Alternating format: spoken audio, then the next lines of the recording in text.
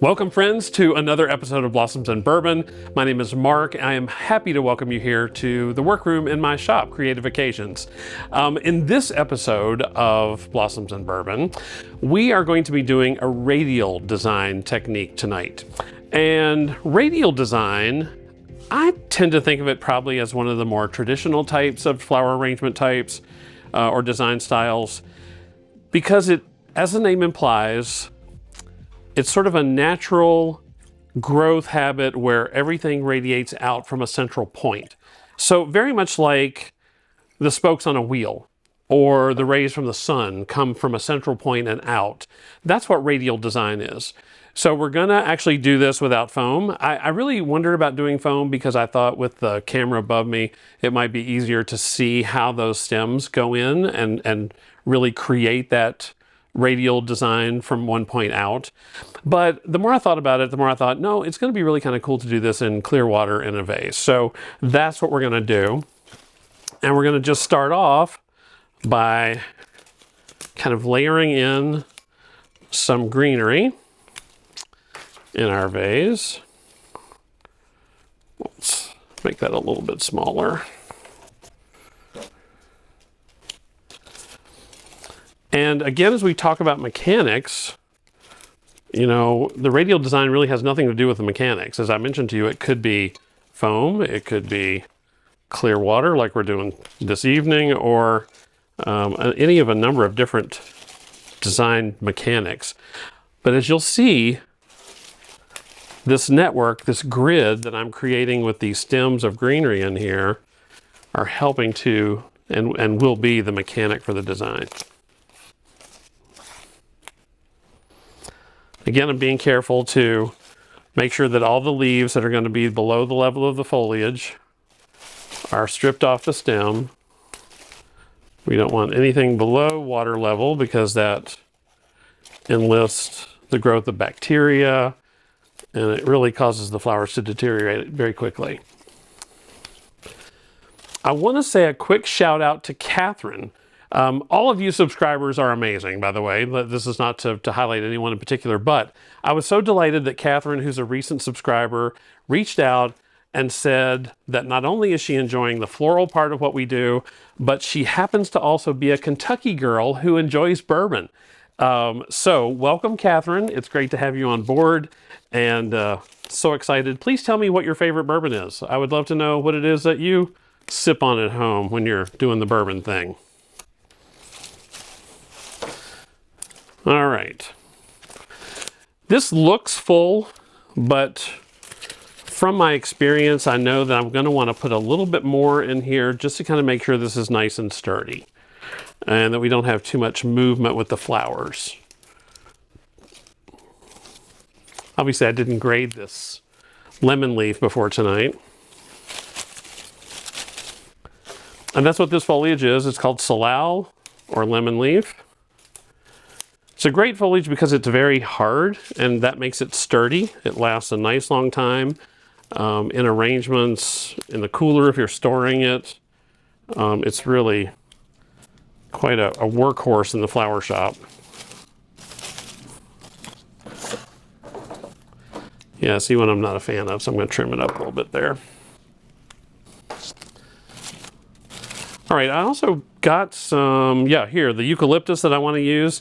But the eucalyptus, my plan, at least at this point, is that I'm going to use that at the end to kind of fluff out the arrangement, add a little more movement to it with those longer tendrils of the eucalyptus. So for now, we're just building a big bowl of lemon leaf. And I'm probably going to use the better part of this pack. This was one pack that came in from the wholesaler. And typically, a good rule of thumb when you're working really on any arrangement is the first 2 or 3 insertions of the flowers themselves, not like we've done here with the greenery, but with the flowers themselves, are actually going to be the insertions that establish the overall size of the arrangement. So both the width and the height, we're going to typically get with these first insertions. So that's wrong. I don't want that to be that short, so I'm going to put in another one that I know is going to be a little bit taller, and that's the actual height that I want the arrangement to be. There we go. I did choose this vase in particular for a very specific reason, because I knew in my mind the kind of the style of the arrangement that I wanted to do. And if you'll notice on this vase, it kind of looks like a little, like Santa's sack, you know, like his toy sack. It's kind of big at the bottom, it comes in, and then it has a little bit of a flare at the top. And something that I say to the designers that work for me often is let the container speak to you. Because very often, based on the size of the container, or the shape of the container, or the style of the container, it will almost sort of dictate the type of arrangement that you do in it. So this vase, I knew would work very, very nicely and very well for this type of arrangement that we're doing. Okay. Do you like where this is headed? This is just supposed to be a very loose, beautiful, kind of summery combination of flowers, the stock, the lisianthus, the gorgeous roses that I have. But please note that we're staying true to radial design, because all of the stems are coming from what appears to be a certain central point. So again, just like the spokes on the wheel, if this was the hub of the wheel right here in the center, all the stems kind of radiate out from there. That's the point of radial design. And that's why I think it's probably one of the more traditional styles. It's one of the ones that you see most often in flower world, is because of this technique and this style. When I was first doing research for this, and I saw this style, I thought, oh gosh, this is going to look like a funeral basket. No, it's not going to look like a funeral basket, because we don't want it to. So, all right. Again, I mentioned maybe in the episode where we did the beach birthday party, the use of some local product. And this lisianthus is also from Sarah's Petals in Fincastle, Virginia. Beautiful, beautiful lisianthus. Look at the color and the ruffles on those stems. And by the way, I took that one piece off. Here's a second piece, and I'm probably going to get two more. That's one stem. So it's a beautiful presentation.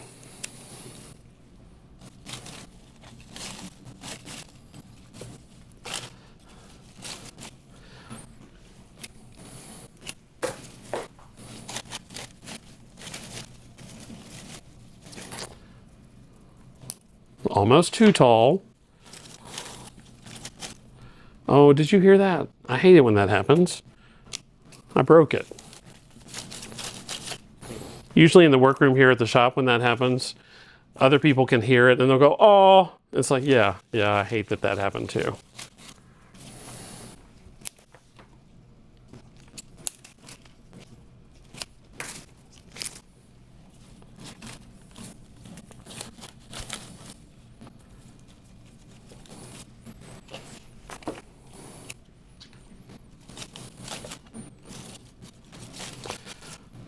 Do you have flower farmers, flower markets in your area that you use for flowers? I'd love to know about that if you do. They're a great resource. They have beautiful product. How are we doing there? Is that looking all right?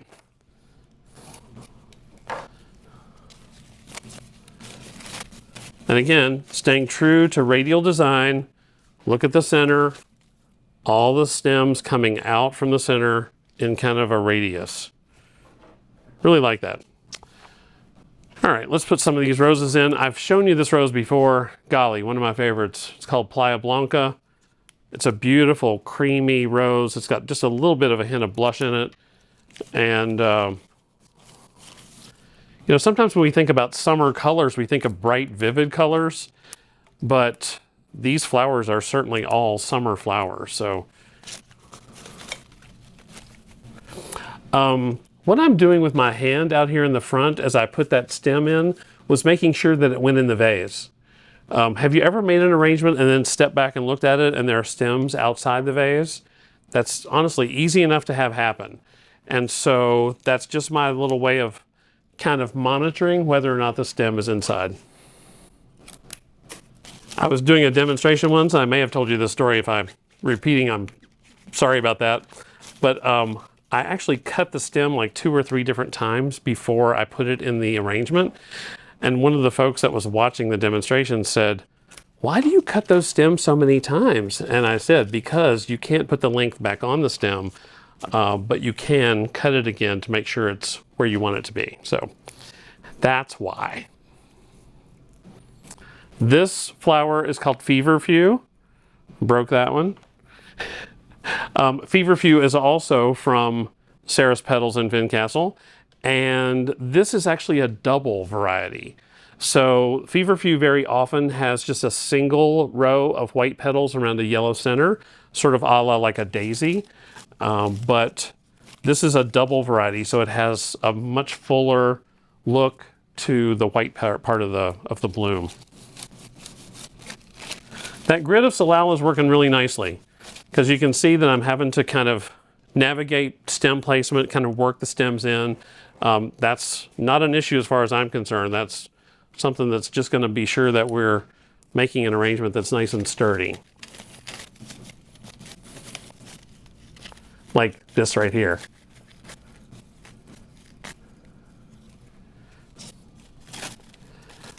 I would love to know still if you guys have things that you'd like for us to cover or chat about as we're working on topics for the videos. If there's a topic that you'd like to see. I think Melissa, we covered roses and the hand-tied for you. Sherry, we covered a child's birthday party for you. Let me know if there's something else you'd like for us to cover. Yeah, there's a nice natural curve to some of this Feverfew. So that's great because I want it to extend out in the arrangement and kind of look like it's kind of trailing over the edge. So it's working really beautifully for that. All right, just a couple of little snips of eucalyptus and I think we're going to be good here.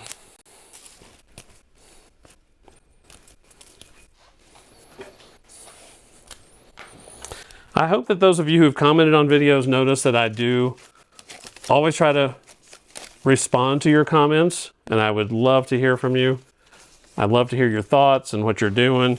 And certainly if you're trying these arrangements at home and want to show us, I love that because many of you have sent me pictures or tagged me in social media with pictures of the arrangements that you've done. And it's awesome. I'm so pleased and so excited that you're enjoying flowers and that you're trying them. All right. Does this remind you of any other style that we've done? Does it look like something else that we've covered? Not explicitly, but it kind of starting to feel a little bit like the English garden design, which is one of my favorites.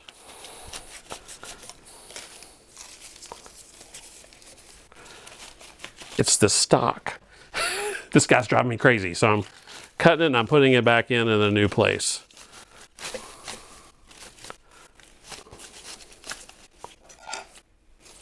All right.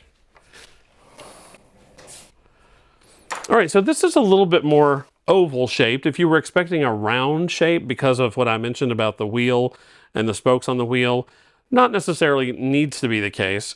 But yet this is very true to radial design because again, if you look at the center, all the stems kind of come up or go out from a central point.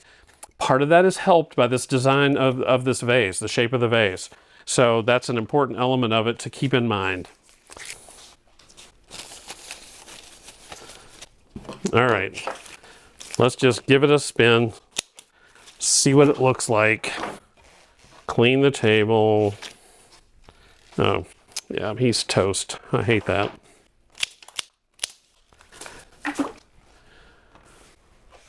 Yes, if your flowers have been out on the table, give them a fresh cut before they go back in the water so you're sure that they're drinking. And so there. I think we're done. Radial design, organically using a central point with all the stems radiating out from that center point. Please try that at home. It's fun. And send me pictures. So tonight, the bourbon of choice is one of my friend Dean's favorites. Dean loves this, and rightfully so. It is a very fine but not very expensive bourbon. And some people, I think, kind of, poo-poo it because it's not very expensive. I don't know. I think it's very good, especially at the price point. It's from the Buffalo Trace Distillery, also in Frankfort, Kentucky. This is called Weller Special Reserve. This is a wheated bourbon, and what wheated bourbon means is that in the mash bill, or in the recipe for bourbon, they have taken out the rye and they've substituted wheat. And because of that, it tends to be a sweeter bourbon. So if you're looking for sweeter flavors, not that hot, spicy flavor that you get from rye bourbons, then look for wheated bourbons, because the wheat element of it will definitely make it sweeter. Beautiful sort of orangey copper color in the bottle, which is very nice. I have been to this distillery twice, actually. Both times that we were in Kentucky, we went to Buffalo Trace. They have an amazing product line, an amazing mixture of different types of bourbons. This is just one, so it's definitely a good one. Yeah, in full disclosure, I have tasted this before. Yeah, this is definitely, and you can sense that already as you're nosing it, that it's sweeter. You can tell that it doesn't have the heat. And maybe because it's wheated, there's like a little bit of a floral note to it, which is kind of nice since we're doing flowers. Definitely sweet, definitely like a little caramel sort of essence to it.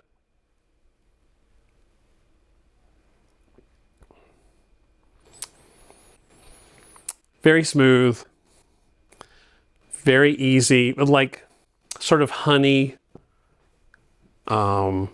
butterscotch.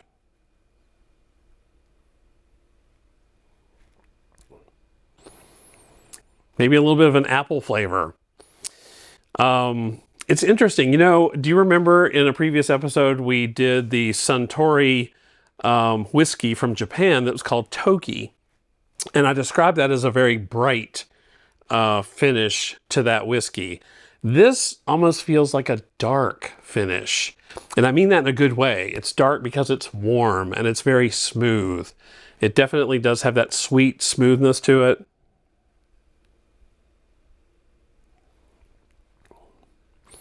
And yeah, this one hits me mid-palate. Right there in the center of my mouth is where it kind of opens up and warms. It's very nice. Thanks Buffalo Trace for a very reasonably priced and very good bourbon.